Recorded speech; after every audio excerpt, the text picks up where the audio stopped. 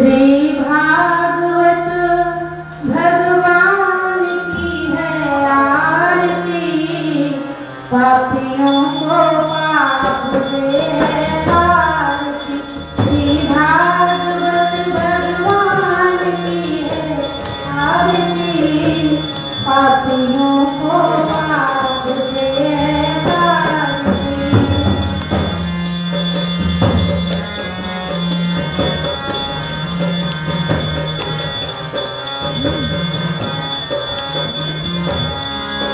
ये अमर ग्रंथि मुक्ति पंथी पंचम वेद निराला, नव ज्योति जगाने वाला। ये अमर ग्रंथि मुक्ति पंथी पंचम वेद निराला, नव ज्योति जगाने वाला। हरि नाम यही, हरि नाम यही, हरि नाम यही, हरि नाम यही, जग के मंगल की है आरती, पापियों को पाप से है तारती। श्री भागवत भगवान की है आरती, पापियों को पाप से है तारती।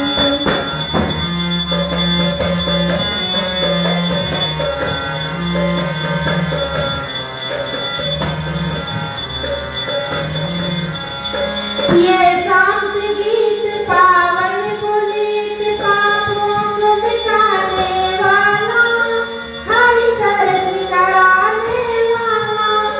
ये शांत गीत पावन पुनीत, पापों को मिटाने वाला, हरि तरस कराने वाला। हे सुख करनी है दुख हरनी, हे सुख करनी है दुख हरनी, श्री मधुसूदन की है आरती, पापियों को पाप से है तारती। श्री भागवत भगवान की है आरती, पापियों को पाप से है तारती।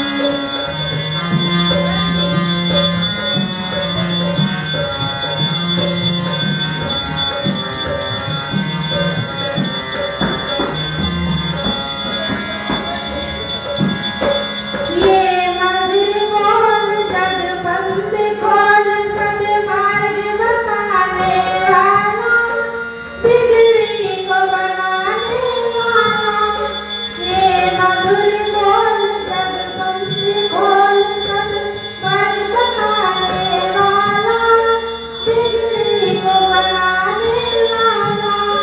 श्री राम यही, घन श्याम यही, श्री राम यही, घन श्याम यही, प्रभु महिमा की है आरती, पापियों को पाप से है तारती।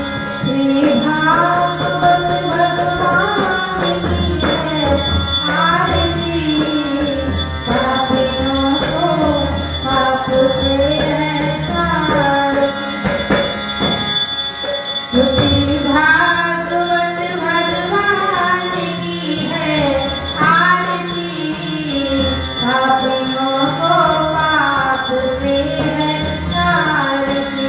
श्री भागवत भगवान की है आरती, पापियों को पाप से है तारती। कर्पूर गौरव करुणावतार, संसार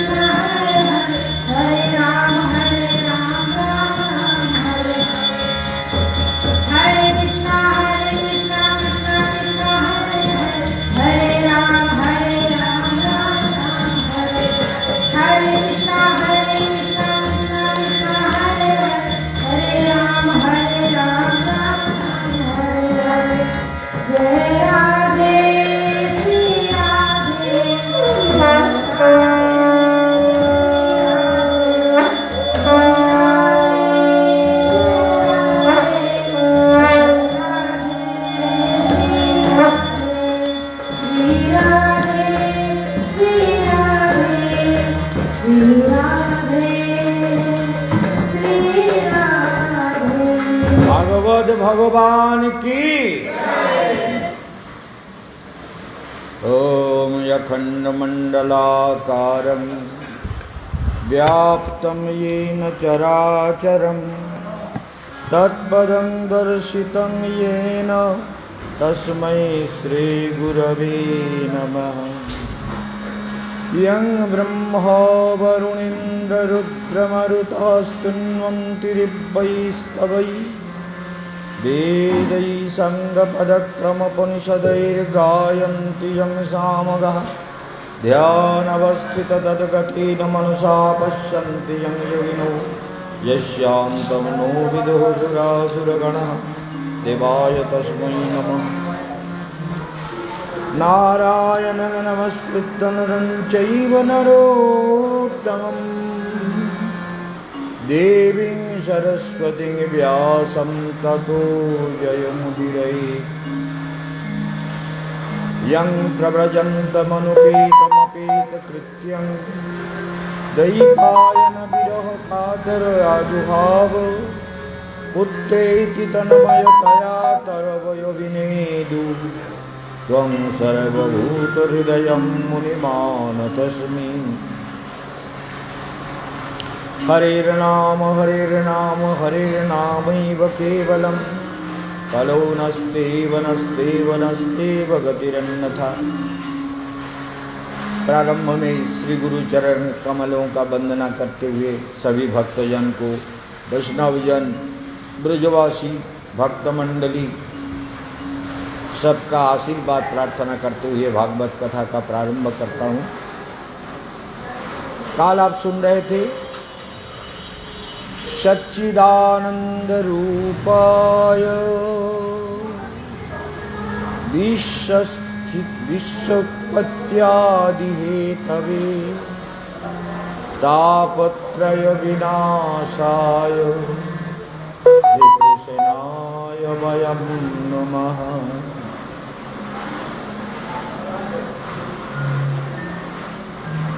सच्चिदानंद स्वरूप भगवान का स्वरूप क्या है? सत चित आनंद का पूर्ण रूप है। चित का अर्थ होता है ज्ञान। ज्ञान से जो पूर्ण है, संसार में कितना भी ज्ञान प्राप्त कर लें लेकिन पूर्ण ज्ञान जीव में नहीं होता, और कितना भी धन प्राप्त कर लें, सारे ऐश्वर्य उसके पास नहीं होता, लेकिन भगवान वही है जो सभी ऐश्वर्यों से पूर्ण, सत चित आनंद। सत माने सत्ता, जिसके सत्ता सारे विश्व में, सभी प्राणियों में, सभी जीवों में व्याप्त है। तो इसलिए भगवान हमारे प्राण के प्रभु है। प्राणस्य प्रियम, उपनिषद कहते हैं भगवान का भजन क्यों करोगे? क्योंकि वो तुम्हारे प्राण प्रिय है। प्राणस्य प्रियम इत्येव उपास्यते। ये संसार के वस्तु शरीर का प्रिय होता है, मन का प्रिय होता है, लेकिन भगवान, उपनिषद का कहना है कि भगवान प्राण के प्रिय है, प्राण प्रिय। इसलिए उसका भजन करना प्राण का ही धर्म है। तुम जो प्राण धारण किए हुए हो, जो श्वास प्रश्वास ले रहे हो, ये सारे भगवान हैं। तो इस सत्य को जान करके भगवान से प्रेम करना, भगवान को अपना समझना, क्योंकि ज्ञान के बिना, कल हम कह रहे थे ना, नारद जी जब आ रहे थे तो उन्होंने देखा कि एक परमा सुंदरी युवती, सभी सुंदरताओं से पूर्ण, लेकिन वो युवती रो रही थी क्योंकि उनके 2 लड़के जो है हाथ पैर टूटा हुआ और वृद्ध वयस्क प्रॉब्लम के, मतलब बहुत सारे दुखों से पीड़ित था, वो पड़े हुए थे, चल नहीं पा रहे थे। तो नारद जी पहुँचे। नारद जी ने कहा कि माता तुम क्यों रो रही हो, और ये कौन है? ये दोनों जो वृद्ध है, वार्धक्य दशा में है, जैसे हम लोग वार्धक्य दशा में चल नहीं पाते, किसी का पैर में दर्द कुछ, तो आज योग का अभ्यास करते हैं तो हमारा शरीर मन बहुत कुछ ठीक हो जाता है निश्चित रूप से। तो माता ये कौन है? बोले ये मेरे 2 पुत्र है, ज्ञान और वैराग्य, मेरे 2 पुत्र। सोच लीजिए। बोले ये ऐसे बुढ़े हो गए, आपके पुत्र हैं, आप इतने सुंदर है, युवती है और इतने कम उम्र है, और ये वृद्ध होकर के ऐसे बीमार पड़ा हुआ है, देवी क्या कारण है? बोले देखिए मैं भक्ति हूँ और मेरा 2 पुत्र है, ज्ञान और वैराग्य। ध्यान दीजिए, ज्ञान और वैराग्य ये दोनों मेरा पुत्र है, लेकिन पुत्र होने पर भी मैं दुखी हूँ, क्योंकि पुत्रों का जो पुष्टता है, सुंदरता है, मधुरता है, जो उनके विकल अंग है, ये सब ठीक नहीं हो पा रहा। तो नारद जी बोले ऐसा क्यों? बोले क्योंकि वृंदावन में भक्ति तो है लेकिन ज्ञान और वैराग्य नहीं है। नारद जी वृंदावन में आके देखा कि ज्ञान वैराग्य वृंदावन में बहुत कम है, ज्ञान उतना नहीं है, वैराग्य भी नहीं है। वैराग्य का मतलब होता है दृढ़ता, दृढ़ भाव से भगवान का भजन करना। ये दृढ़ता मनुष्यों में जब तक नहीं आएगी तब मनुष्य का कल्याण नहीं हो सकता। ये दृढ़ता होना बहुत जरूरी है। ज्ञान और वैराग्य, वैराग्य माने त्याग करने की प्रवृत्ति। बोले हम संसार हमारा नहीं है, हम संसार के वस्तुओं में नहीं फंसेंगे, क्योंकि संसार भगवान का है। इसलिए ज्ञान और वैराग्य, तो ज्ञान तो होना ही पड़ेगा। ज्ञान प्राप्त करना, गुरु शुश्रूषया विद्या, गुरु के चरण में जा करके गुरु सेवा के द्वारा गुरु के उपदेश को हृदय में धारण करते हुए उसका मंथन करने लगो। उसका मंथन करना पड़ेगा। मंथन किए बिना ज्ञान रूपी जो मक्खन है वो नहीं निकलता है। आपको बता दूं, एक बार महर्षि याज्ञवल्क्य इतने बड़े विद्वान थे, तो याज्ञवल्क्य भी देखा कि लोगों में संसार में बहुत ज़्यादा आसक्ति है। बहुत ज़्यादा आसक्ति के कारण क्या होता है, साधु होकर भी आसक्ति नहीं जाती। याज्ञवल्क्य कथा कर रहे थे तो महाराज जनक के सभा में तो वो राजभवन में नहीं जाते थे जब उन्होंने संसार छोड़ दिया। ध्यान देकर सुनिए, बहुत ही सुंदर बात है। इन बातों को जब आप मंथन करोगे तो जीवन अपने आप भगवान की तरफ जाएगा।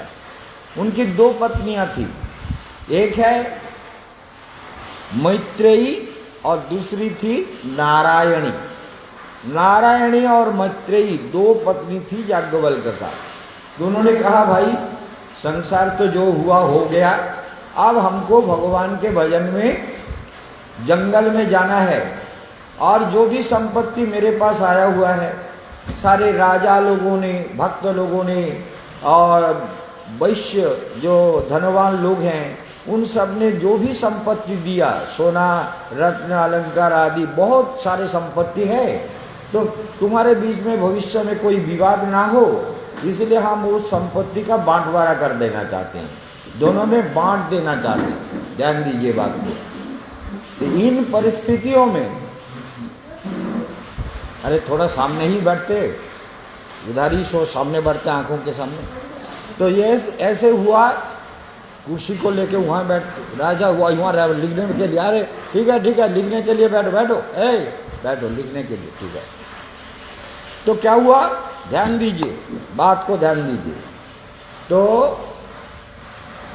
मैत्रेयी और नारायणी दोनों ने कहा कि महाराज आप तो हमारे पति है, हम सब आपके अर्धांगिनी पत्नी है, तो हम आपके साथ जाना चाहते हैं। बोले नहीं, तुमको लेके नहीं होगा, भजन नहीं होगा, इसलिए तुम्हें लेके मैं नहीं जाऊंगा, मुझे अकेला चलना है और तुम घर में रहो, अपना संपत्ति कोई भी असुविधा नहीं होगा, बहुत से भक्त राजा आदि लोग सब हमारे शिष्य है, तुम्हारा कोई परेशानी नहीं होगी, कभी नहीं होगी, ये मेरा आशीर्वाद भी है और ये व्यवस्था भी है, कोई चिंता नहीं। बोले महाराज एक बात बताइए, आप क्यों जा रहे हैं? पहली बात तो आप जिस चीज के लिए जा रहे हैं वो चीज हमें संसार में मिलेगा? जिसके लिए आप जा रहे हैं, तो याज्ञवल्क्य ने कहा नहीं, वो तुमको मिलना मुश्किल है, क्योंकि विषय में विषय जनित आनंद है, निर्मल आनंद तो केवल भगवान के भजन में ही है, कहीं भी कुछ भी कर ले जी, लेकिन आनंद तो उसका अपना आनंदमय कोष में छिपा हुआ है। तो उस जो कोष को जगाएगा, जैसे ये प्राणमय कोष, मनमय कोष, विज्ञानमय कोष, आनंदमय कोष, ये शरीर अन्नमय कोष, इन कोषों को जो जगाएगा, उन कोष का जागृत होने पर ही आनंद मिलेगा, नहीं तो आनंद आधा अधूरा होगा।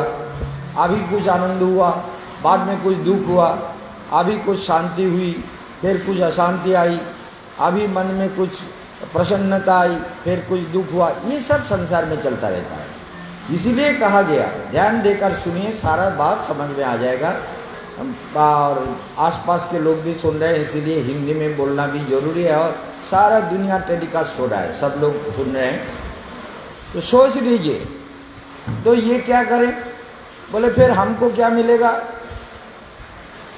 ये मैत्रेयी और हमारे नारायणी जो उनके पत्नी, उन्होंने कहा कि ऐसा, ध्यान दीजिए बात को, उन्होंने कहा बिल्कुल सामने से चलना हिलना डुलना मुश्किल है, उसमें एकाग्रता नष्ट होती है, ध्यान से बैठिए, शांत होकर बैठिए। पहली बात तो यह है कि उन्होंने कहा, उपनिषद का, याज्ञवल्क्य उपनिषद का ये प्रसिद्ध मंत्र है कि महम तेन कुर्याम येन नामृतस्याम, कि महम तेन कुर्याम येन नामृतस्याम। वो चीज हमें क्या करना है जिसमें अमृत नहीं है? कि महम तेन कुर्याम, उसको लेके हम क्या करेंगे जिसमें अमृत नहीं है?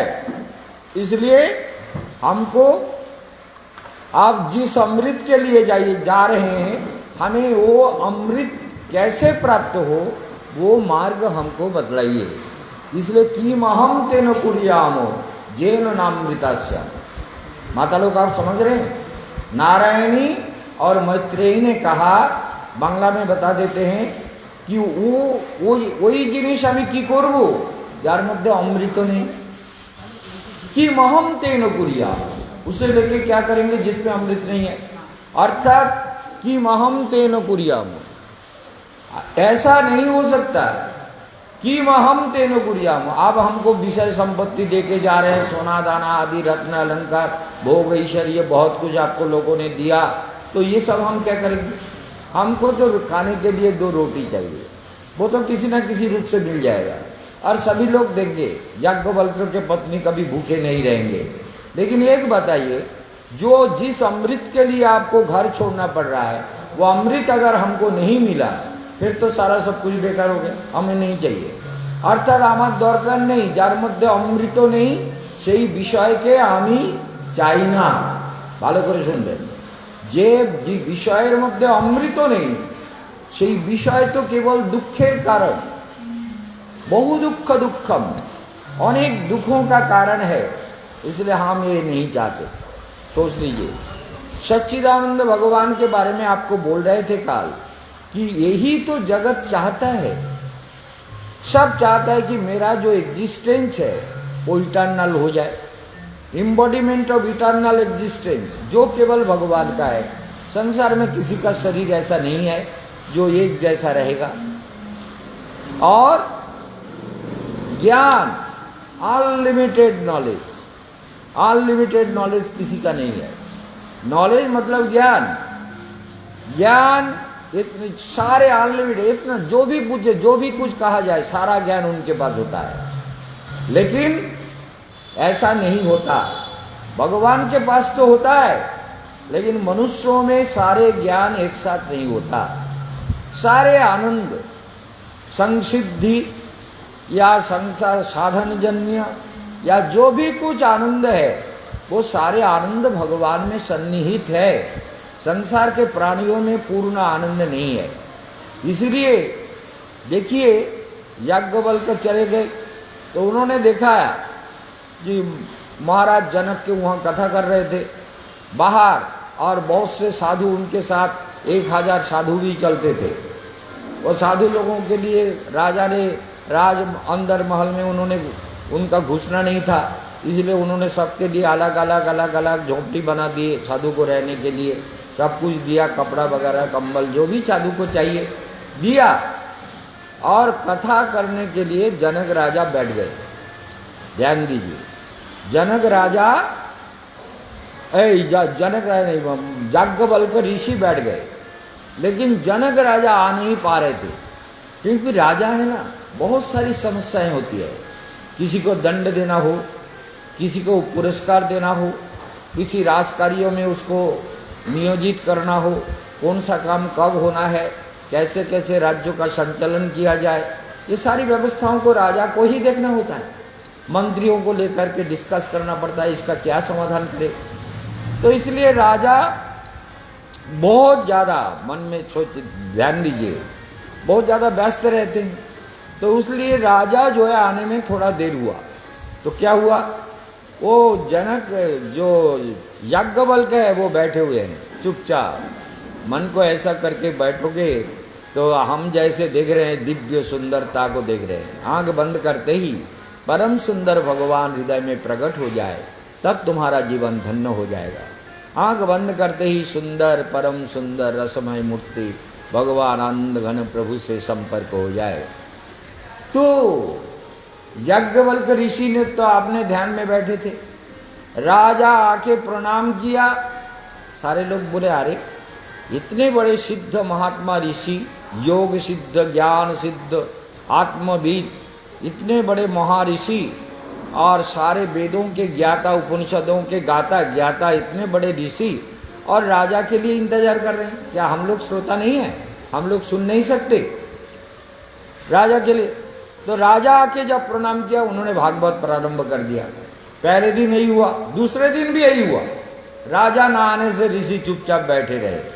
फिर राजा जब आ गया तभी भागवत शुरू किया। तीसरे दिन भी यही एक ही कहानी दोहराई गई। राजा ना आने पर भागवत कथा शुरू नहीं हुई। राजा आए, प्रणाम किया, बैठे, ऋषि को प्रणाम किया, तो ऋषि ने भागवत कथा का प्रारंभ कर दिया। इसको ध्यान से सुनिए, अनुभव करिए ये क्या स्थिति होती है।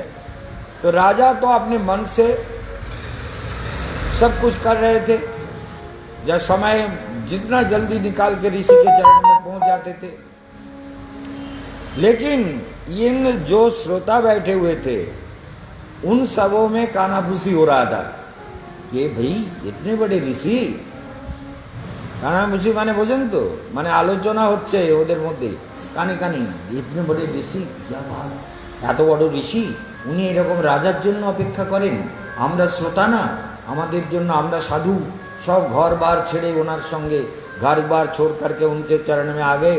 अब हम लोगों को देख के कथा नहीं होती, राजा ना आने से नहीं होगा, ये यही सब सोच रहे हैं। देखिए बात को। तो इसमें क्या हुआ, इतने में कई दिन के बाद राजभवन में आग लग गई। आग लग गई। और चारों तरफ आग ही आग, हाहाकार हो रहा है, चिल्ला रहा है, मर रहा हूं, अरे हो रहा है सब में, हम लोग कहाँ जाएं, कैसे जिए, कैसे, चारों तरफ आग लग गई, चारों तरफ। क्यों? ये जो जनक राजा का महल था, इसको माया विद्या से, माया के द्वारा हमारे ऋषि ने, याज्ञवल्क्य ऋषि ने आग लगा दिया। तो आग जल रही थी, जब आग चारों तरफ, चार दीवारी के तरफ दौड़े, चार दीवारी के पास से जो साधुओं का मकान था, साधु राजा तो भगवान की कथा सुन रहे थे, आंख बंद करके शांत भाव से कथा दुनिया को उद्धार करती है। राजा तो अपने भाव से डूबे हुए थे, और राजा के पास में कोई आके कहता, महाराज आग लग गया, सब जल गया, जो आपका मकान, आपका सारा आसबाब पत्र, राज, जो ऐश्वर्य है, सारे जल गए, कान के पास आ गए।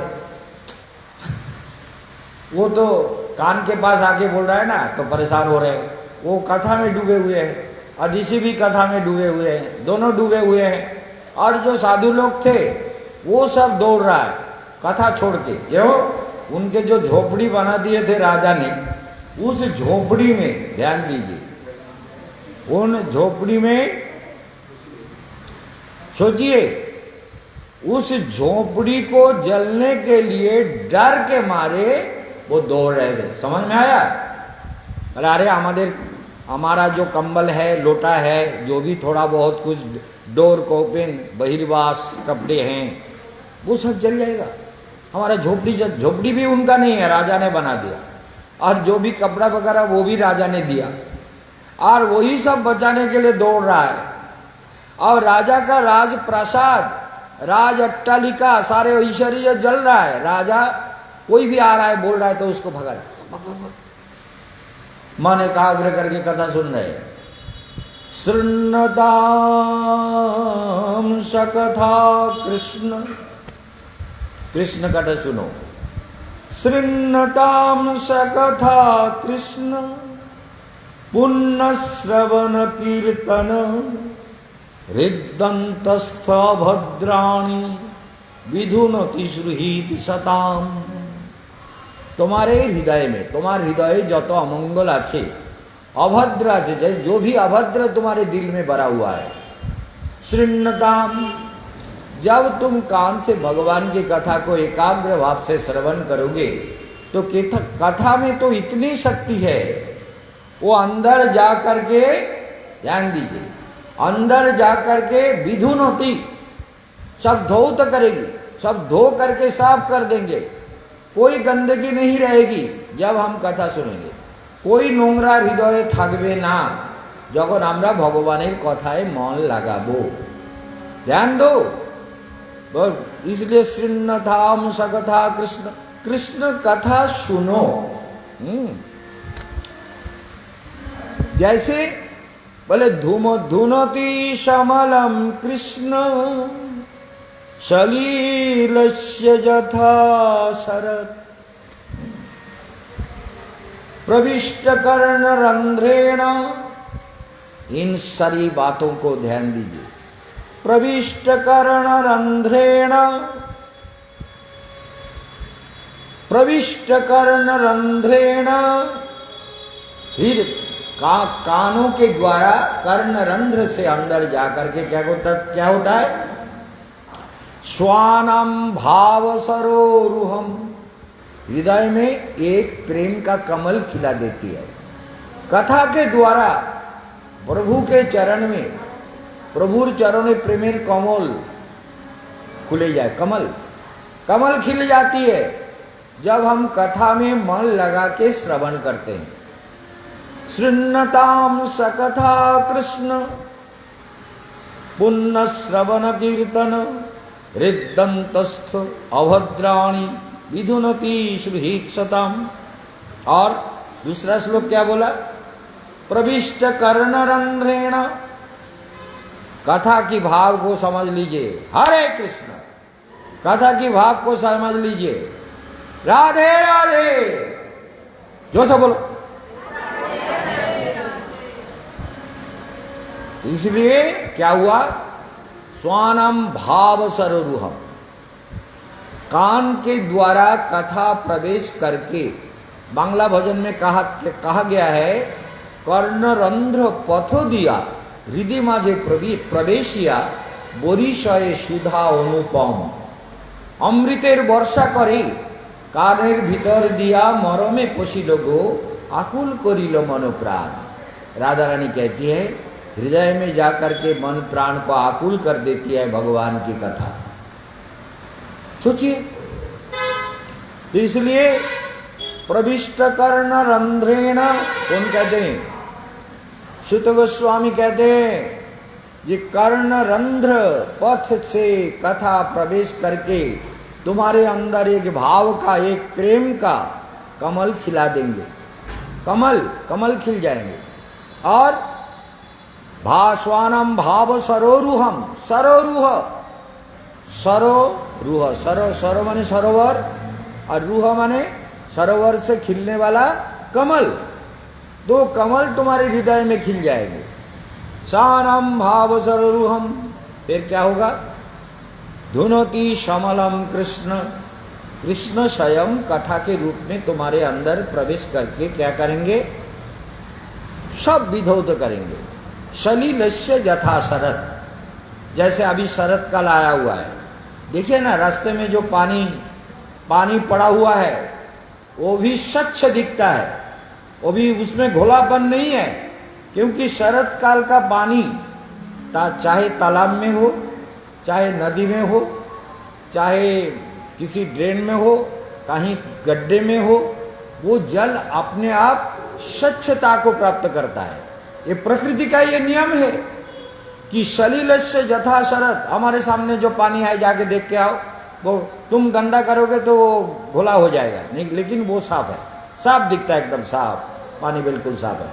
तो इसलिए कृष्ण जब अंदर प्रवेश करते हैं शब्द के रूप में जब हृदय में प्रवेश करते हैं तो क्या करते हैं? वो सब जल, हमारे हृदय में जो कामना वासनाओं का जल है वो सब स्वच्छ कर देते हैं, निर्मल कर देते हैं, मधुर कर देते हैं, अमृतमय कर देते हैं। इसलिए धुनोति समलम कृष्ण सलिलस्य यथा शरत, शरत के आगमन से जैसे जल निर्मल होता है, उसी प्रकार श्याम सुंदर रूपी शरत का आविर्भाव जब हमारे हृदय में होता है तो अपने आप सारे हृदय के मलिनता की जो जल है, जो घोलापन है, जो गंदापन है, वो सारे साफ हो जाते हैं। इसलिए हमको मन लगा के कथा को सुनना है, दिल से सुनना है, संकल्प से सुनना है, हृदय से सुनना है, सुनते ही सारा कल्याण होगा। श्रवण मंगलम, श्रवण करने ही कल्याण होगा।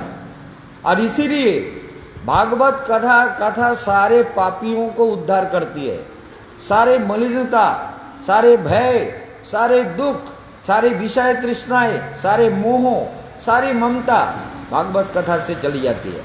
इसलिए देखिए राजा कथा में डूबे हुए हैं और ऋषि भी, ऐसा सामने आ जाओ ना, पीछे जगह नहीं है क्या है, ऋषि भी। तो इसलिए हम लोग देखते हैं कि राजा, दूसरा शतरंज जी हो तो पीछे पीछे जो भी आएगा। तो इसलिए हम लोग क्या देखते हैं? अंदर से सुनो, थोड़ा सोच लो, विचार कर लो कि राजा भी कथा में डूबे हुए हैं और ऋषि भी डूबे हुए हैं, और ये लोग अपने लोटा, कंबल, लंगोटी, कपड़े, ये सब बचाने के लिए दौड़ रहा है। तो राजा तो अपने भाव से डूबे हुए हैं और ऋषि भी अपने भाव से डूबे हुए हैं, कथा कहने में डूबे हुए हैं। कथा में वक्ता दुर्लभ, श्रोता वक्ता च दुर्लभ, बोलने वाला संसार में दुर्लभ है जो भगवत भाव से कथा बोले, ऐसा जगत में दुर्लभ होता है। सुनने वाला भी दुर्लभ है, श्रोता वक्ता च दुर्लभ, श्रोता भी दुर्लभ और वक्ता भी दुर्लभ, मिलते नहीं है। इसलिए श्रोता वक्ता च दुर्लभ, बहुत मुश्किल है। अच्छे श्रोता मिल जाए तो वक्ता के दिल में अपने आप प्रेरणा आती है, बोलने का आनंद होता है कि ये लोग प्राण से सुन रहे हैं, ये लोग मन लगा के सुन रहे हैं, हृदय से भगवान अपने आप कथा की सारे छंद तैयार कर देते हैं। हम तो केवल मुंह से बोलते हैं, बोलने वाला तो कोई अंदर बैठा हुआ है, वही बोल रहे हैं। मैं केवल मोर कंठ बिना करी, बोलाए बोलाए मोरे गौर हरि। मेरे कंठ को बिना करके वही बजा रहे हैं, जो भी कुछ बोल रहे हैं उनका कथा वही करा रहे हैं। इस बात का हमेशा वक्ता को ध्यान होना चाहिए और श्रोता को भी यही अनुभव होना चाहिए कि भगवान की कथा स्वयं भगवान है, कथा ही भगवान है। और वो भगवान को हृदय में धारण करने के लिए हमारा हृदय भी भगवत भाव में हो जाना चाहिए। इसलिए जब ये सब भाग रहे थे चारों तरफ, अरे आग आग आग आग चारों तरफ, तो ऋषि ने अपने माया का प्रभाव को बंद कर दिया। देने से आग तो बुझ गई, सारे लोग अपने अपने उसमें काम साधु लोग आके बैठ गए। तो देखा गया तो जनक राजर्षि हमारे ऋषिवर याज्ञवल्क उन्होंने कहा कि कथा तुम लोगों के लिए बोला जाए या राजा के लिए बोला जाए। ये जनक राजा विदेह राज, ये भगवान के कथा सुनते सुनते शरीर को ही छोड़ दिए थे। गुरु ने कहा था कि राजा तब तक नहीं उठना जब तक सत्य का अनुभव ना हो जाए। अष्टावक्र ऋषि जनक राजा के गुरु हैं और उन्होंने कहा जाओ, बोले क्या करें गुरुदेव, बोले भगवान का, बोले ये ऐसा करो, एक भगोने में दूध भर के ले आओ। दूध ले आया, बोले राजा ये दूध है, बोले हाँ गुरुदेव दूध तो आपने लाने के लिए कहा। बोले बेटा ये बताओ दूध में पनीर है, बोले हाँ, दही है, बोले हाँ, घी है, बोले हाँ, बोले मक्खन है, बोले हाँ, बोले फिर दिखाओ जैसे। बोले गुरुदेव ऐसे दिखेगा नहीं, ऐसे नहीं दिखता। बोले कैसे दिखता है? बोले पहले दूध को उबलना पड़ेगा, दूध को उबल के फिर उस दूध को एक जगह में रखना पड़ेगा, उसका हिलाना नहीं है, उस दूध को हिलाना नहीं है। ध्यान से सुनिए, भागवत की महिमा सुन रहे हैं, महात्मा सुन रहे हैं, हिलाना नहीं है। जब हम कथा सुनते हैं शांत भाव से, शरीर को हिलाना नहीं है, शरीर को हिलाना नहीं है। जैसे कोई चल रहा है, बोल रहा है। आजकल भगवत कथा एक प्रोफेशन हो गया ना, भागवत कथा को समझते नहीं लोग। हम दिल से बोलना चाहते हैं लेकिन सुनने वाला नहीं है। तो इसलिए दूध को जब उबाल के अच्छी तरह से उबाल के उस दूध को हम किसी मिट्टी के बर्तन में अगर रख दें और उसको हिलाए नहीं, फिर क्या होगा? वो दही बन जाएगा। दही बनने के बाद फिर उसको मंथन करोगे तो मंथन करने पर उसको जब मथनी से मंथन किया जाएगा फिर उससे मक्खन निकल आएगा। और मक्खन को जब जलाओगे तो घी बन जाएंगे, पानी का हिस्सा निकल जाएगा और घी बन जाएंगे। यही हमारा जीवन है। ध्यान से सुनिए। तो हृदय को भगवान के चरण में हमें समर्पित करना जरूरी है। शांत भाव से जब ध्यान करोगे शांत हो जाओ कि कोई नहीं है, मैं हूं और मेरा प्रभु है, भगवान है और मैं हूं। भक्ति क्या है? तन्मयी जा भवेद भक्ति छात्रो रागात्मिको दिता। रागात्मिका भक्ति उसे कहते हैं तन्मयी, भगवतमय हो जाए, भाव सुंदर हो जाए। जनक राजा जैसे तन्मय हो गया, याज्ञवल्क ऋषि तन्मय होकर बोल रहे हैं। और उसको भी कहा गया कि तन्मय होने के लिए एकदम शांत हो जाओ, स्पाइनल कॉर्ड सीधा करके बैठो और समाहित होकर मंत्र का जप करते रहो, मूलाधार से सहस्रार तक जप करते रहो।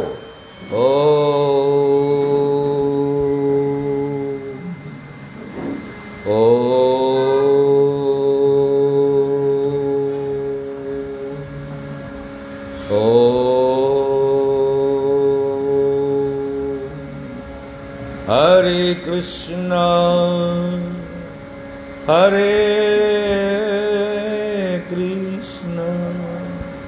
कृष्ण कृष्ण हरे हरे, हरे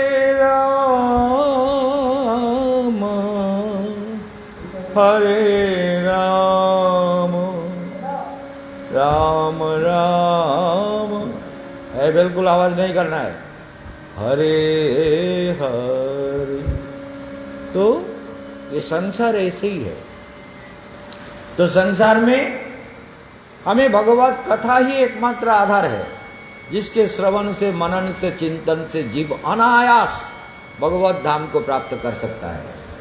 इसलिए जनक राजा का ज्ञान जब प्रकट हुआ, ज्ञानमय कोश जब खुल गए, तो उपनिषद में कहा गया, ध्यान दीजिए सारे बात को, कि जनक राजा घोड़े के पैर में ये लोहे का जो छल्ला होता है ना, घोड़े के पैर में लगाना पड़ता है, तो लोहे का छल्ला लगाते लगाते कील ठोकना पड़ता है पैर के साथ, तो कील ठोकते ठोकते उनको ज्ञान हो गया, वो समाधि हो गए।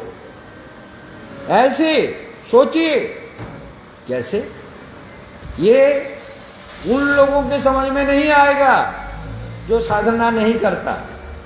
तादेर हृदय अनुभव হবে না যারা साधना करे ना। कौन परिस्थिति थे ज्ञानमय कोश कब खुल जाएगा, आनंदमय कोश कब खुल जाएगा, आपको पता नहीं है। लेकिन आप अगर साधना ठीक से करते रहे, ध्यान ठीक से करते रहे, मनन ठीक से करते रहे, जब गुरु के आदेश का पालन करते रहे, तो धीरे धीरे आप देखेंगे आपके अंदर के सारे कोष अपने आप खुल जाएंगे और आनंद में, आप समाधि में, आनंद में, तल्लीनता में, तन्मयता में आप चले जाएंगे। बहुत जरूरी है। जैसे ये छोटी बच्चियां ये कथा सुन रही है, इनको बहुत जल्दी हो सकता है अगर ये ठीक से सुने। मैं भी अपने 7 साल के 8 साल के उम्र से कथा सुनना प्रारंभ किया, मेरे जीवन अलग हो गया, मेरी भावना अलग हो गई। मैं भगवान के लिए रोता रहा कि कहाँ मुझे भगवान मिलेंगे। कोई संसार में अपना नहीं है, ये तो सच बात है। हम देख रहे हैं ये मर रहा है, वो मर रहा है, हमारे माँ बाप भी मर जाएंगे, हमारे माँ भी मर गई कैंसर होकर के, पिताजी भी शरीर छोड़ दिया समय पर। बहुत सारी घटनाएं हुई। हम लोग 5 भाई थे, 4 भाई चले गए, मैं अकेला संसार में रह गया। मैंने कहा जो जाता है जाने दो, सब जाने दो। और मैं भी अपने मरने के लिए समाधि मंदिर बना लिया कि मरने के बाद इसी समाधि में जाऊंगा अंदर। इसी अंदर समाधि में जगह बना के रखा है कि भगवान जब हमको लेंगे तो मेरा शरीर यहाँ ही रहेगा। वो समाधि मूर्ति भी बना हुआ है, मकराना से मूर्ति बना के ले आया। मकराना से सबसे कीमती पत्थर का मूर्ति यहाँ पर बना के, कमल के साथ मूर्ति एक ही पत्थर का बना हुआ है। 18 क्विंटल का वजन है उसका। तो सोच लीजिए इतना सब कुछ क्यों किया।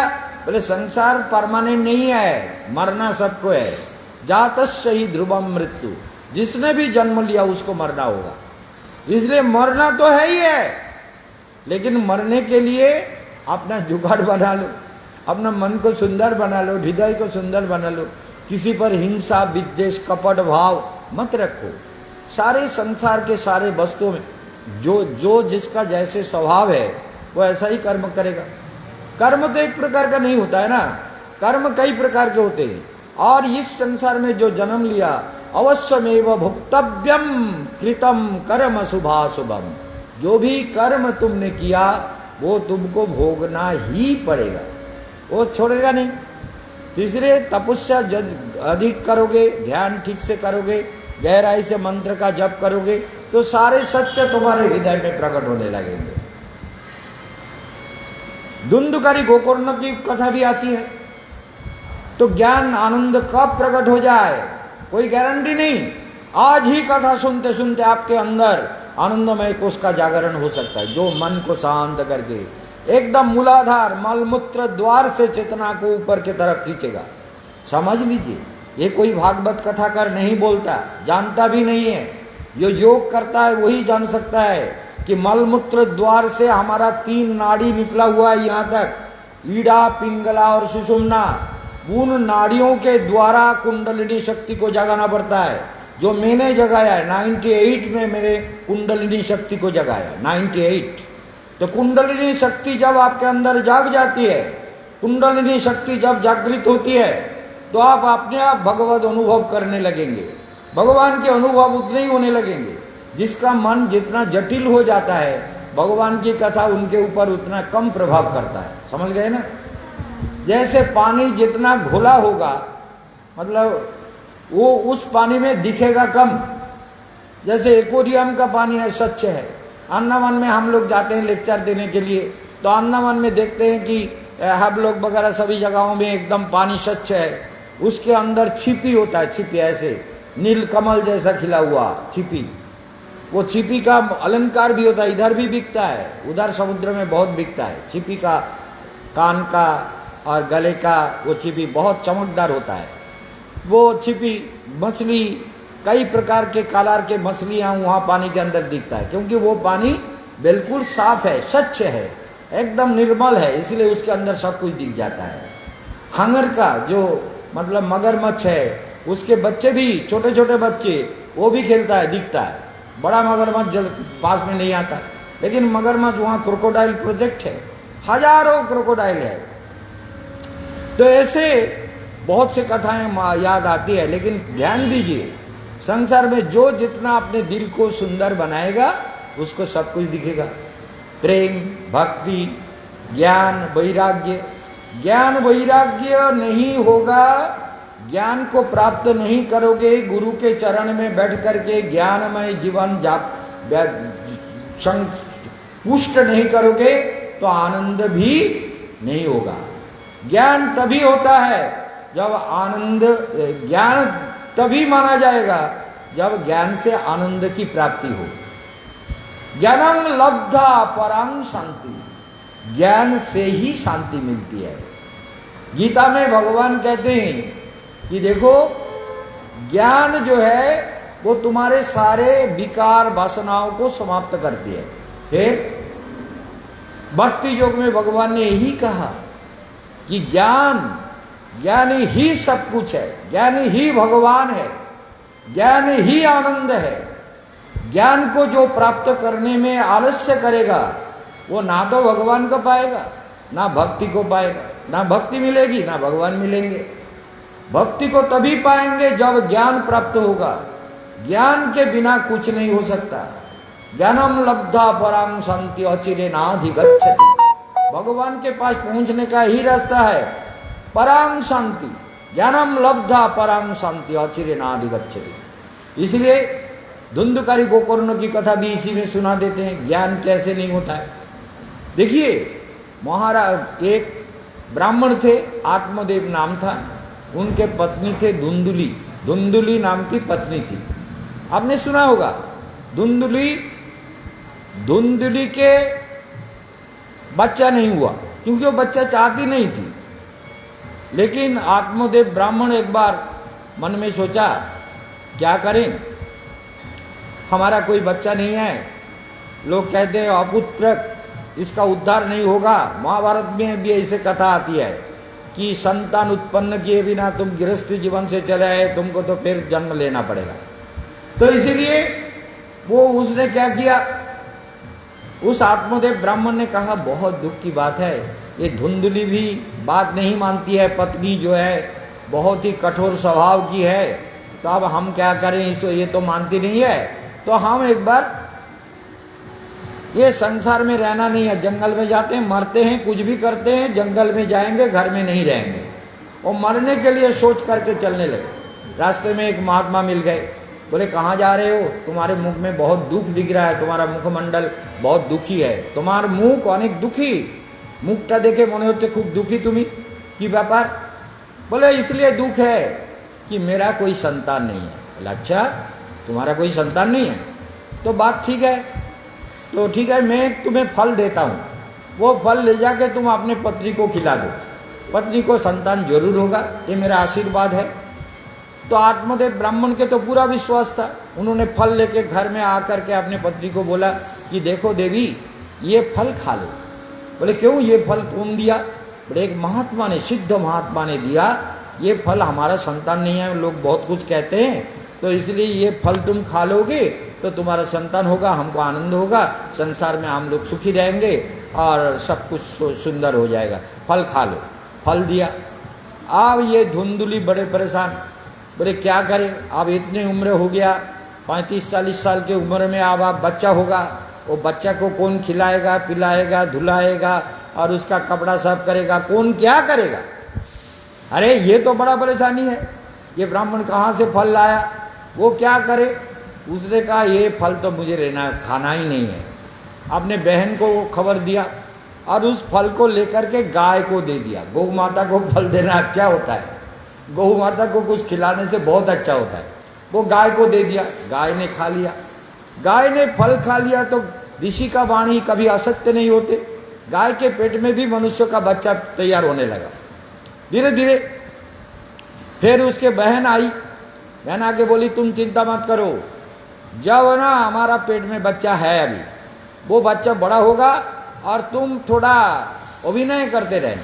ये संसार में बहुत होता है माता, संसार में अभिनय करते रहना कि मेरे पेट में बच्चा है, बच्चा पल रहा है, थोड़ा पेट को दिखाते रहना, बोले हमारा पेट में बच्चा आ गया, ऐसा करना। बोले फिर वो हमारा जो बच्चा होगा वो तुमको दे देंगे। बोले फिर क्या हुआ, वही तो फिर लालन पालन, खिलाना पिलाना, धोना, कपड़ा लत्ता और सारा गंदगी साफ करना, बहुत परेशानी है। ये तो हम नहीं चाहते, हम बिल्कुल नहीं होता। बोले अरे कोई चिंता मत करो, मैं तो गरीब हूं ना, तुम तो बहुत बड़े लोग हो, हम तुम्हारे घर रह जाएंगे बच्चा को पालन करने के लिए, हम सारा काम करेंगे, तुमको कुछ करना नहीं है, हम ही रह के सब कुछ करेंगे। बोले तब तो ठीक है। तो उसने मान लिया। लेकिन इधर बहन के बच्चे हो गए तो लाके बोले हमारा बच्चा हुआ, देखो ब्राह्मण बहुत खुश हुए, अरे मेरे घर में लाला आया, मेरा घर में बच्चा हुआ, हम जैसे बच्चेहीन नहीं रहेंगे, हमारा जीवन तो सुंदर हो गया, बहुत खुश हो रहे थे। इतने में 1-2 दिन के बाद गाय ने भी एक बच्चा दे दिया, वो भी मनुष्य जैसा, लेकिन कान थोड़ा गाय के जैसे थी। इनका नाम क्या था, गोकर्ण। क्या नाम था, गो, गाय के जैसा, गौ के जैसे कर्ण था, गोकर्ण का जन्म हुआ। तो गोकर्ण का जन्म जब हुआ, ब्राह्मण ने कहा मेरा ही गाय है, मेरा ही गाय, तो ये बच्चा भी मेरा है। लाके घर में पालने लगा, दोनों बच्चे को एक साथ पालने लगा। लेकिन दोनों के स्वभाव में अंतर है, क्योंकि माँ गर्भ में लेकर के जैसे सोच विचार करती रहती है, बच्चों के ऊपर उसका प्रभाव जरूर पड़ता है। मन गहरा, जैसे अभिमन्यु माँ के गर्भ में, समझ गए, अभिमन्यु माँ के गर्भ में सुभद्रा अर्जुन की पत्नी थी और कृष्ण की बहन थी। तो सुभद्रा के गर्भ में अभिमन्यु था और सुभद्रा को चक्रव्यूह भेद करने के बारे में कहानी, बोले हमारा नींद नहीं रहा है, पेट में बच्चा हिल रहा है, डुल रहा है, बहुत कुछ प्रॉब्लम हो रहा है, तुम हमको कोई कहानी सुनाओ। अर्जुन बोले कहानी, ठीक है सुनाता हूँ, चलो भाई तुम खुश होकर सो जाओ। तो कहानी उन्होंने सुनाना प्रारंभ किया। ध्यान दीजिए, कहानी क्या सुनाया, चक्रव्यूह भेदन कैसे किया जाए, चक्रव्यूह का भेद कैसे किया जाए, वो अर्जुन बोलने लगे। लेकिन धीरे धीरे वो तो बोलते गए अपने भाव से, चक्रव्यूह बोलने में तन्मय हो गए। जब कुछ बोलो अच्छा बोलो, भद्रम कर्ण भी अच्छा सुनो, भद्र भावना से। माता फैन चाहिए, पंखा चाहिए क्या, पंखा चाहिए, देखो। तो भद्रम कर्ण भी, कानों से भद्र कथा सुनो, मुख से भद्र कथा बोलो, आंखों से भद्रम पश्ये, भद्र पश्ये, पश्य माने देखो, भद्र भावना से संसार को देखो। सारे संसार प्रभु का लीला भूमि है, वृंदावन लीला भूमि है, सारे संसार में उन्हीं का ही व्याप्ति है। जो ये इस भाव को जान लिया वो तो भाग्यशाली है। इसलिए ध्यान देना बहुत जरूरी है, ध्यान दीजिए। तो इसमें क्या देखा, धुंधली जो धूर्त बुद्धि से जो बच्चा पैदा हुआ, दोनों बहन मिलकर के जिस बच्चा को पैदा किया, वो बचपन से इतना दुष्ट प्रकृति का निकला। वो माँ को मानता नहीं, बाप को मानता नहीं, किसी बात को मानता नहीं, हमको ये दो वो दो, जो चाहिए वो देना ही पड़ेगा। बच्चा बहुत, ये सब आप भी जानते हैं और मैं तो अच्छी तरह जानता हूँ, आपसे ज़्यादा 100 गुना। बोले महाराज आप अपनी बड़ाई करते हैं? नहीं नहीं, मैं एक एस्ट्रोलॉजर हूँ, मेरे पास हजारों लोग आते हैं, इसलिए किसका बच्चा कैसा होगा वो मैं लिख देता हूँ। ये बच्चे का आदत कैसे होंगे, ये कैसे जीवन बिताएगा, किस प्रकार का आदर्श होगा, बाप माँ को कितना सम्मान करेगा, इसके विवाहित जीवन कैसे होंगे, इसका आचरण कैसा होगा, वो सब हम लिख देते हैं। क्यों कि हजारों लोग मेरे पास आते हैं, इसीलिए कहा, और कोई कारण नहीं। आपसे हम कोई बड़ा नहीं होना चाहते, लेकिन एस्ट्रोलॉजी और ये एस्ट्रोलॉजी का ज्ञान ना होने से आदमी साधु भी नहीं हो सकता। क्यों? बोले भगवान के ऊपर दो, ठाकुर जी आपका हमने इतना नाम किया, आपने हमको इतना सारे दुख दे दिया, आपने हमको इतना दुख दिया, भगवान के ऊपर दोष चढ़ाएगा। लेकिन भगवान कभी दुख नहीं देते, दुख अपने कर्म फल से जिसको मिलता है अपने ही जीवन में मिलता है। और सब कुछ मंगलमय, भगवान जो भी कुछ करता है वो मंगल ही करता है। कभी भगवान किसी को दुख देना नहीं चाहते, ना दुख देते हैं, लेकिन जीव भगवान के ऊपर दोषारोप करते हैं। हमने भी बचपन में बहुत दुख झेले, गरीबी का बहुत कष्ट झेला, बहुत कुछ किए, साधुओं के पास आकर भी नानान कष्ट झेला। लेकिन अभी जब एस्ट्रोलॉजी पढ़ा, 93 से एस्ट्रोलॉजी पढ़ना शुरू किया, तो हमने देखा अरे भाई ये तो सब मेरे किए हुए कर्म का फल है। जो दुख दिया वो सब मेरे किए हुए कर्म का। ज्ञान इतना बड़ा होता है, ध्यान दीजिए, ज्ञान जब होगा तो आदमी भगवान के ऊपर या और किसी के ऊपर आरोप नहीं करेगा। क्यों? बोले जो भी दुख मिल रहा है, सुख मिल रहा है, वो मेरे किए हुए कर्म का फल है। क्यों भगत जी? ठीक है ना? जो मिला है मेरे किए हुए कर्मों का फल है, वो कोई नहीं दिया। किसी ने दुख दिया, किसी ने सुख दिया, किसी ने प्यार दिया, किसी ने चोरी किया, किसी ने बदमाशी किया, किसी ने हमको धोखा दिया। जो भी कुछ मिलता है वो सब मेरे कर्म का किए हुए फल है। इसलिए साधु निर्लिप्त रहता है। हम कलकत्ता से आने से कह दी 15 सितंबर को हमारे आश्रम में एक चोरी हुआ।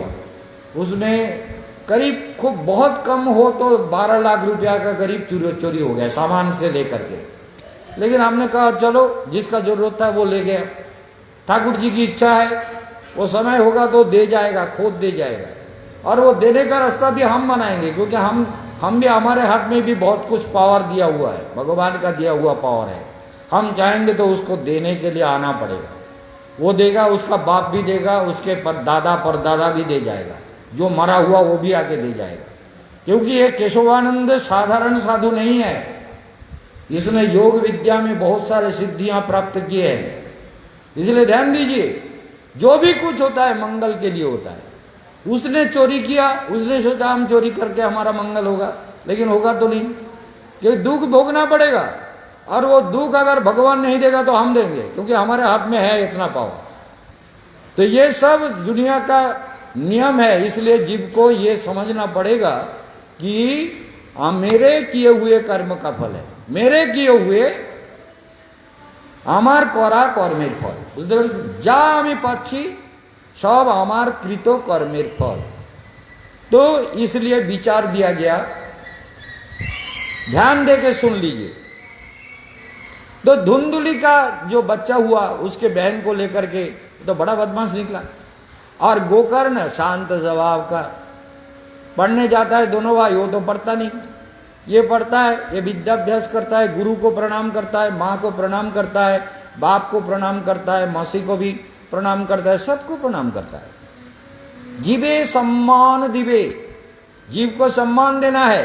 क्यों? भगवान उसमें अधिष्ठित है। जीवे सम्मान दिवे जानी कृष्ण अधिष्ठान, सब जीव को सम्मान करो। वो सबको सम्मान करता था। कौन? गोकर्ण।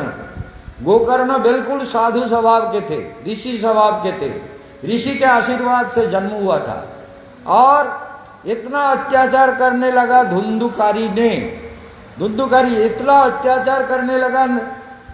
आत्मदेव ब्राह्मण जो थे, उसने कहा मुझे आप घर में नहीं रहना है, मुझे घर में नहीं रहना है, आप मुझे जाना है, आप संसार में नहीं रहना। बहुत दुखी हुआ और पत्नी से बोले कि भाई मैं जा रहा हूँ, तुम संसार में रहो, सुखी हो, लेकिन मुझे जाने दो। और गोकर्ण से कहा, पुत्र तुम तो ऋषि का आशीर्वाद हो, अब हम तुमको क्या बोलें, मैं जंगल जा रहा हूँ। बोले पिताजी आपका अपमान होता है, आपको कटु कथा सुनने पड़ते हैं, आपके कठोर वाणी जो आपको सुनना होता है उससे मुझे भी बहुत दुख होता है, बहुत दुख होता है, बहुत दुख होता है। पिताजी आप भगवान के भजन के लिए जाइए। तो भजन के लिए वो तो जंगल चले गए और इधर गोकर्ण रह गया। गोकर्ण देखा कि भाई जितना बड़ा हो रहा है उतना उसका अत्याचार भी बढ़ रहा है, वो अत्याचार कर रहा है, सभी प्रकार के अत्याचार। माँ को पीटता है, पैसा दो। जो भी पिताजी का संपत्ति था वो जुआ में और शराब में और असत रमणियों में, वेश्याओं में, वही सब बिताने लगा, वही सब पैसा खत्म कर दिया। अब क्या करे, माँ को एक दिन बोले पैसा दो, घर में 5 वेश्या को ला करके घर में रख दिया, बोले इनके साथ हम रहेंगे। तो ऐसे दुर्बुद्धि परायण मनुष्य। फिर उसके माँ को एक दिन मारते मारते, पैसा माँ के पास था नहीं, कहाँ से देगा, माँ को एक दिन मार डाला, मार के घर के अंदर जो कुआं था उस कुएं में माँ को डाल दिया। ये संसार है, जो करोगे वही फल मिलेगा। पति के साथ जो अन्याय आचरण किया, पति के साथ जो दुर्व्यवहार किया, पति के साथ जो भी पति को कष्ट दिया, पति को नाना प्रकार के जो कष्ट दिए, और गोकर्ण के ऊपर जो अत्याचार, गोकर्ण का मुझे भी, गोकर्ण भी चले गए तीर्थ परिक्रमा में। ऐसे गोकर्ण चले गए, गोकर्ण चले गए, आत्मदेव ब्राह्मण चले गए, जो धुंधली को मार डाला और ऐसे घर में अत्याचार का बसेरा। फिर चोरी किया, चोरी करना शुरू किया, संपत्ति तो है नहीं, कैसे खिलाएंगे इन औरतों को। फिर वो चोरी करना शुरू किया, चोरी करके और कभी एक दिन राजा के वहां से बहुत कुछ चोरी किया, जैसे अभी चोरी के बारे में आप बता रहे थे, बहुत सोना दाना रत्न अलंकार अर्थ संपत्ति सब कुछ चोरी करके ले आया। और उस औरतों ने 5 जो थे उन्होंने कहा देख भाई ये राजा का घर का संपत्ति है, राजा के घर से चोरी करके लाया, अब राजा के वहां से किसी ना किसी तरह से इसका पता लगेगा और सब ले जाएगा। ऐसा करो हम इनको मार डालते हैं, इनको मार के ये संपत्ति 5 हिस्सों में बांट करके हम ले लेंगे, समझ गए, 5 हिस्सों में बांट करके हम ले लेंगे और ये किसी को पता नहीं चलेगा, और इसको मार के इसी कुएं में डाल देते हैं। तो गोकर्ण को मुंह में मसाल जला के डाल दिया और मारा पीटा, मार मार के उसको गला दबा के बहुत तकलीफ दे के उसको मारा। मारने के बाद कुएं में डाल दिया। कुएं में डालने के बाद ये सारे संपत्ति भाग बटरा करके अपने आपस में लेके चले गए। अब यहां पर ये जो घर था, सोचिए ये प्रेतों का अड्डा बन गया, क्योंकि धुंधकारी और धुंधुली ये सारे प्रेत बन गए। दुष्कर्म करने पर प्रेत जोनि में जाना पड़ता है, प्रेत जोनि में जाता है, तो प्रेत जोनि में चला गया, बहुत दुख की बात है। प्रेत जोनि में जा करके वो रात हो संध्या होते ही उधर कोई भी गाय बकरी चराने के लिए भी कोई भी नहीं आता था, बड़ा प्रॉब्लम, कोई भी नहीं आता था, गाय बकरी चराने के लिए भी नहीं आता था। क्यों? डर लगता था, वहां चिल्लाता, हाँ विकट आवाज होता था, कोई नहीं आता। इस तरह से समय बीतता गया। गोकर्ण को पता चला कि पिताजी का देहांत तो हुआ, माँ भी चली गई और भाई, बड़ा भाई जो था वो भी मर गया। तो गोकर्ण ने गया धाम में जाकर के, विष्णुपाद पद्म है गया धाम, वहां पर श्राद्ध करने से पितृपुरुषों का उद्धार होता है। उन्होंने वहां श्राद्ध किया, सबके दिया, पिंड दान किया कि सबका कल्याण हो जाए।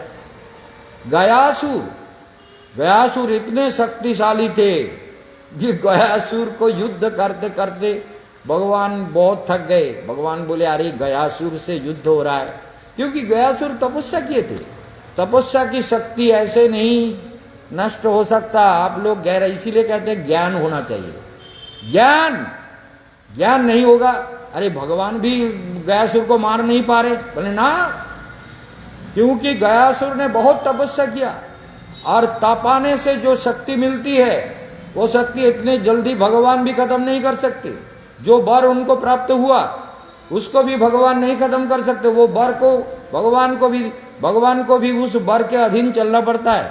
संसार के जितने नियम कानून है उस नियम कानून के अनुसार भगवान को भी चलना होता है। ध्यान दे के सुनिए।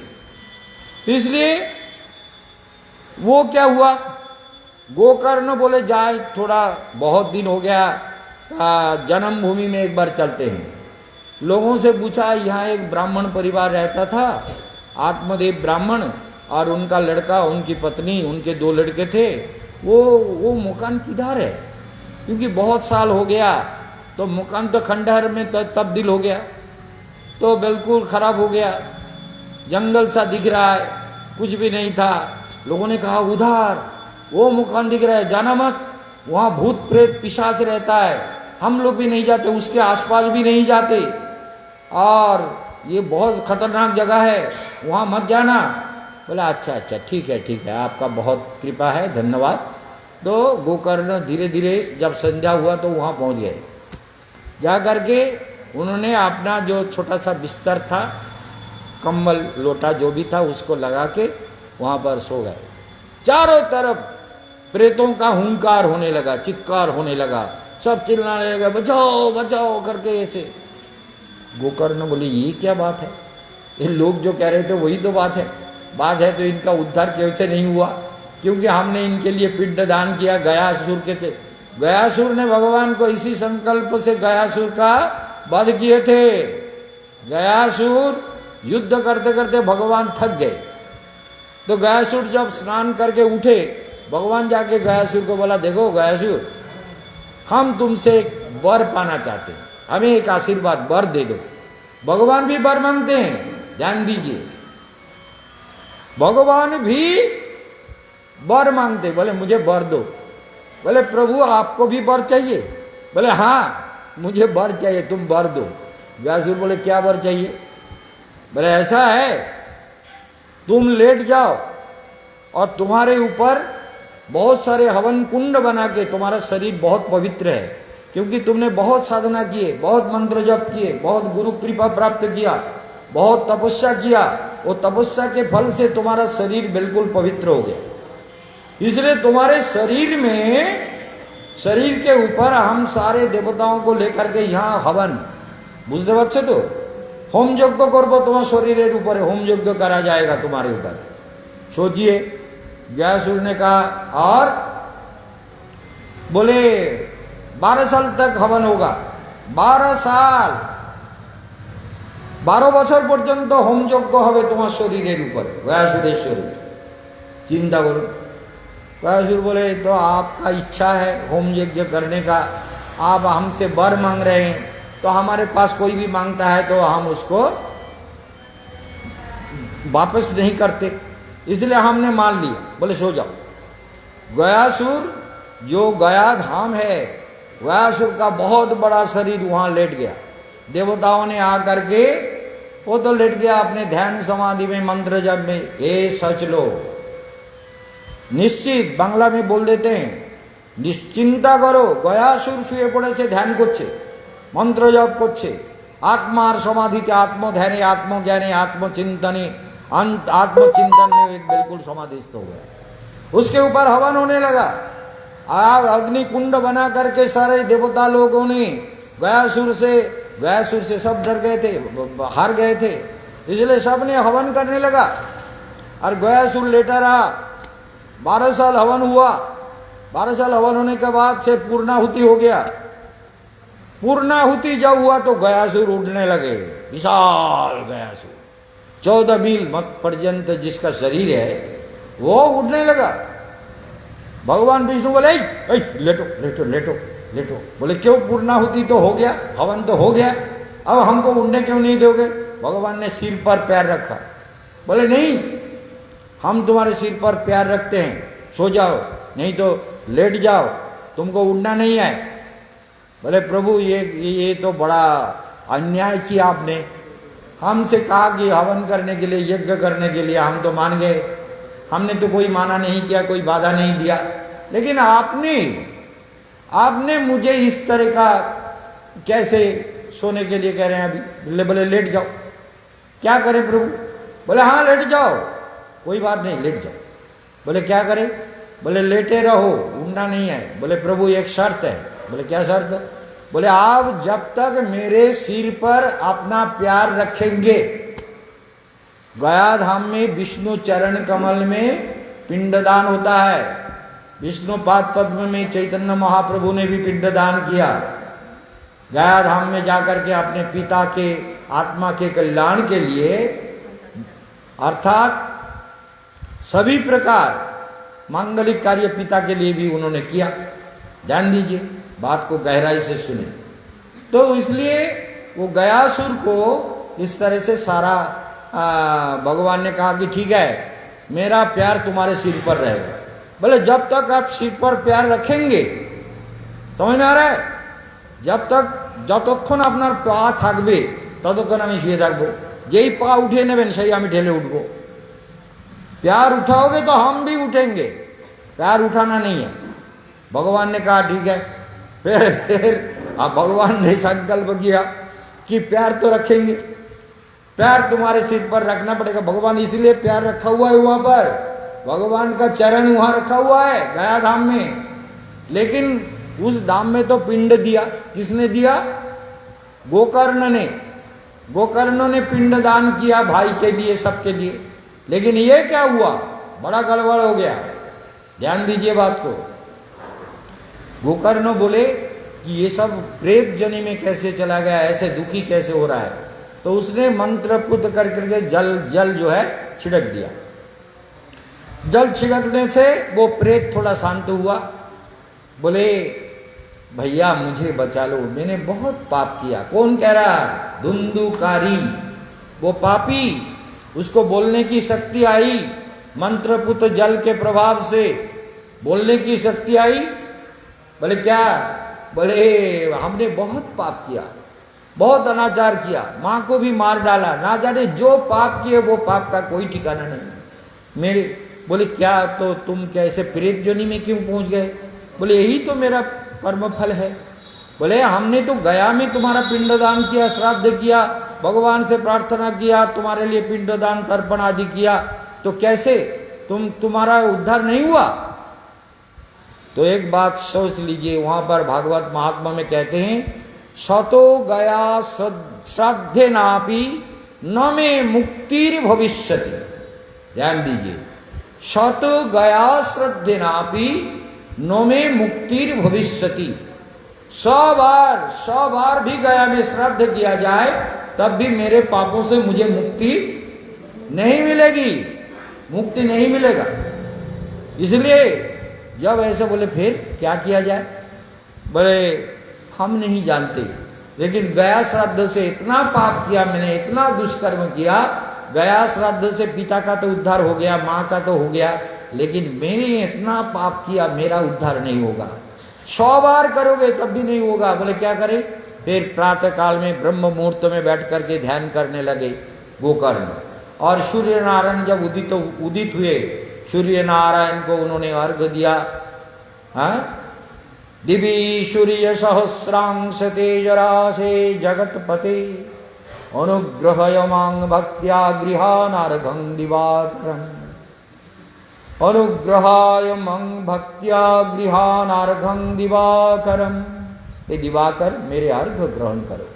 जबा कुसुम संकासम कश्यपेयं महाद्युतिं धन्तारिं सर्व पापघ्नं प्रणोतस्मि दिवाकरम्। दिवाकर को प्रणाम किया। बोले प्रभु आप तो सब जानते हैं, मेरे भाई का पिंडदान किया, उद्धार नहीं हुआ, तो आप कुछ बताइए, रास्ता दिखाइए कैसे इसका उद्धार करें। जो भी हो, इनके घर में मैं पाला पोसा बड़ा हुआ, तो प्रभु उद्धार का रास्ता बताइए। तो सूर्य नारायण बोले कि भागवत कथा करोगे, भागवत कथा ये श्रवण करेंगे, एक 7 खंड युक्त बांस को ला करके सामने रख दो और भागवत कथा एक एक दिन समाप्त होगा। तो एक एक गांठ जो है फट जाएगा।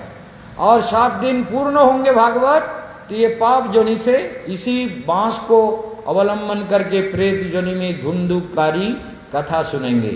और कथा सुनने के बाद हाँ कथा सुन, हाँ तो यहाँ आ जाइए, नीचे वहाँ, तो वहाँ तो माइक दे दो, जल्दी से जल्दी करो, शुरू कर दो। तो हम तो समझते हैं कि क्या कहो। तो इसलिए कथा के बीच में थोड़ा भजन भी होना चाहिए। माता लोग गाना चाहते हैं, बहुत आनंद की बात है। आइए सब लोग मिल करके गए, दे दो। अरे किधर देख रहा है? वो उधर देख नहीं रहा। तुम भी भजन गाओ, जल्दी आ जाओ, यहाँ आ जाओ। बीच बीच में थोड़ा भजन गाना चाहिए। जल्दी गाइए, जल्दी गाइए। बोलो श्री कृष्ण भगवान की जय, राधा रानी की जय। जब छोड़ चलो इस दुनिया